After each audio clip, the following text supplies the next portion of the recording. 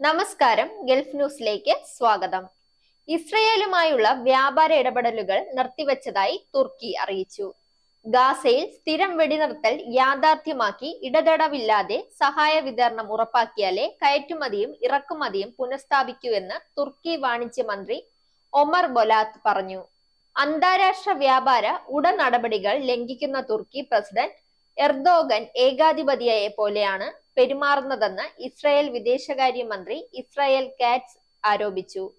മറ്റു രാജ്യങ്ങളിൽ നിന്നുള്ള ഇറക്കുമതി വർദ്ധിപ്പിക്കാനും ആഭ്യന്തര ഉൽപാദനം വർദ്ധിപ്പിക്കാനും നിർദ്ദേശം നൽകിയെന്നും കാറ്റ്സ് കൂട്ടിച്ചേർത്തു. തുർക്കിക്കും ഇസ്രായേലിനും ഇടയിൽ കഴിഞ്ഞ വർഷം $700 കോടി വ്യാപാരം നടന്നിരുന്നു. ഇസ്രായേലിന്റെ ഇറക്കുമതിയിൽ തുർക്കിക്ക് 5ാം സ്ഥാനവും തുർക്കിയുടെ കയറ്റുമതിയിൽ ഇസ്രായേലിന് 13ാം സ്ഥാനവുമുണ്ട്. 1949 ഇസ്രായേലിനെ ആദ്യമായി അംഗീകരിച്ച മുസ്ലിം രാജ്യമാണ് തുർക്കി.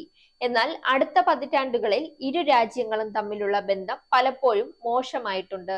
തുർക്കി പ്രസിഡന്റ് എർദോഗൻ ഗാസ യുദ്ധത്തിന്റെ പേരിൽ ഇസ്രായേലിനെ നിശ്ചിതമായി വിമർശിക്കുന്നുണ്ട്. ഇസ്രായേലിന്റെ ആക്രമണത്തിൽ തകർന്നടിഞ്ഞ ഗാസയിലെ സ്ഥിതിവിശേഷം അത്യന്തം ശോചനീയമെന്ന് അന്താരാഷ്ട്ര സംഘടനകൾ മുന്നറിയിപ്പ് നൽകിയിട്ടുണ്ട്. 34,500 പലസ്തീനികളാണ് ഇതുവരെ കൊല്ലപ്പെട്ടത്. Zag news, Thiruvananthapuram. നേരിന്റെ വാർത്തകൾ നിങ്ങളുടെ വിരൽത്തുമ്പിലെത്താനായി സാഗ് ന്യൂസ് ചാനൽ സബ്സ്ക്രൈബ് ചെയ്തും ഷെയർ ചെയ്തും ഒരു ശരിയായ മാധ്യമ നിലപാടിന് പോകാൻ ഞങ്ങൾ നിങ്ങളെ ക്ഷണിക്കുന്നു.